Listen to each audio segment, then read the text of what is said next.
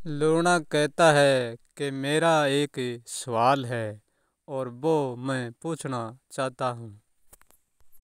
पूछो लूना, तुम क्या सवाल लेकर आए हो? तुम्हारे सवाल का मैं जवाब दूंगा। अब लूना मेरे सामने सवाल करता है कि प्रकृति पूरी पाँच ही क्यों रही, चार क्यों नहीं रही और छः क्यों नहीं हुई? क्या चार ही प्रकृति रह जाती तो क्या अधूरी रह जाती? क्या रचना नहीं होती? और क्या छः हो जाती तो क्या यहाँ प्रलय आ जाती? इसका क्या कारण है जो ये पांच ही फिक्स क्यों है? अच्छा तो लूना तुम्हारा ये जवाब है, फिर भी मैं उसका उत्तर देता हूँ मेरे अनुसार। यदि चार प्रकृति होती तो लूना तुम और हम नहीं होते, केवल प्रकृति तो होती। पांच प्रकृति के कारण ही तुम और हम है, और पर छठी प्रकृति भी है। वो छठी प्रकृति तुम और हम भी है। चार प्रकृति इसलिए नहीं रही लूना कि चार प्रकृति से जीवन का कोई अस्तित्व नहीं बनता, इसलिए चार प्रकृति नहीं रही, पांच को होना पड़ा।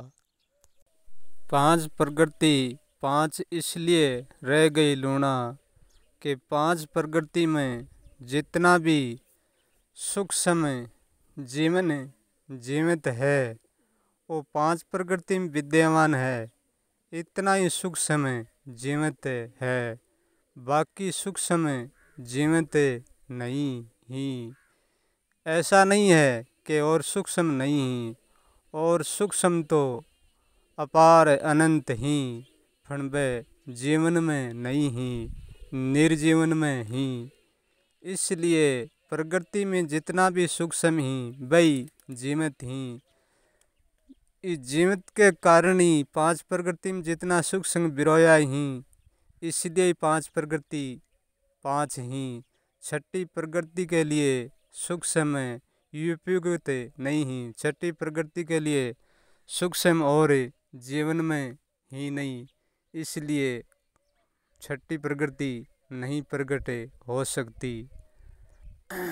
जब तक और सूक्ष्म जीवन में पांच प्रकृतियों अलावा सूक्ष्म और जीवन में निर्धारित नहीं होंगे, जब तक ये पांचों प्रकृति अटल बनी रहेगी। ऐसे ही कहने का अर्थ ये है कि पांच प्रकृति के सूक्ष्मों के अलावा जगह और सूक्ष्म ही, वह जब तक सूक्ष्म जीवन में नहीं उतरेंगे, जब तक और प्रकृति कोई भी प्रकट नहीं होएगी।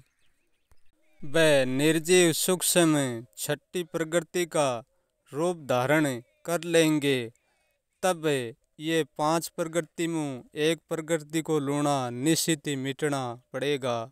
एक मिटेगा तो ही नया प्रकट होएगा, अन्यथा जब तक पहले से ही एक मौजूद है तो दूसरा प्रकट नहीं हो सकता। जब पांच मिटेंगी और पांच के बाद में क्या पांच ही प्रकट होगी, चार होगी, छः होगी, उस बात का किसी को भी पता नहीं है। ये पांच प्रकृति तो ये अटल तुम देख रहे हो, मैंने तुमको बता भी दी और तुम प्रत्येक दिन देख भी रहे हो। और ये छठी प्रकृति तुम और हम है। यहाँ इस छठी प्रकृति ने तो पूरा जीवन का टहल का मचा रखा है, कमाल ही करे रखा है। जो यहाँ बनता है वो ही जीता है। पांचों प्रकृतियों में तो प्रकृति अटल जीती ही। अब हमारी प्रकृति की बात कर लेते हैं।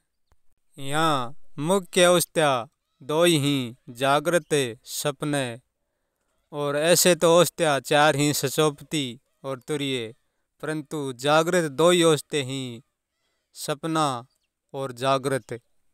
तुम ही अनगिनत जीवन रूपी संसार को देख रहे हो, उनका कदई लूना जन्म नहीं हुआ, ये तो सपने में घटित होती है, तभी तो उनका अब तक कुछ बना नहीं।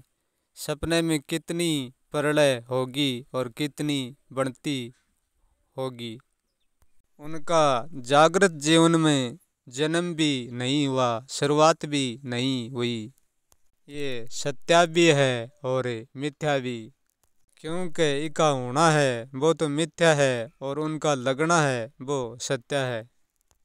पांच प्रकृति की भांति जागरूक है यहाँ लूणा, कोई गिनती मिणती के ही महापुरुष हुए हैं।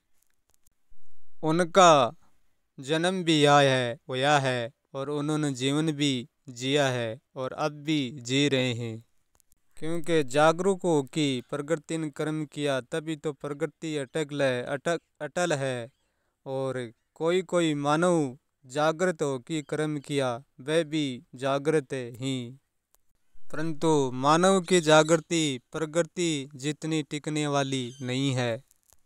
क्योंकि यहाँ एक जागृत पुरुष के ऊपर दूसरा जागृत पुरुष प्रकट हो जाता है, तब पहले वाला पुरुष जागृत वो धीरे धीरे मिटने लग जाता है। क्योंकि एक प्रकट होता है तो एक को मिटना पड़ता है। क्योंकि आज का जागरूक पुरुष ही उनके पहले भी जागृत पुरुष हुआ था, परंतु वह धीरे धीरे प्रकट होकर मिट गया। और जब अब जागरूक ही उनके ऊपर दूसरा पुरुष जागरूक होता ही ये भी धीरे धीरे मिट जाएंगे। इस प्रकृति में ऐसे ही होता आया है लूणा। इनको चाहे कोई नेम समझो और चाहे व्यवस्था, पांच प्रकृतियों के साथ छठी प्रकृति नहीं रह सकती। एक को मिटना पड़ेगा।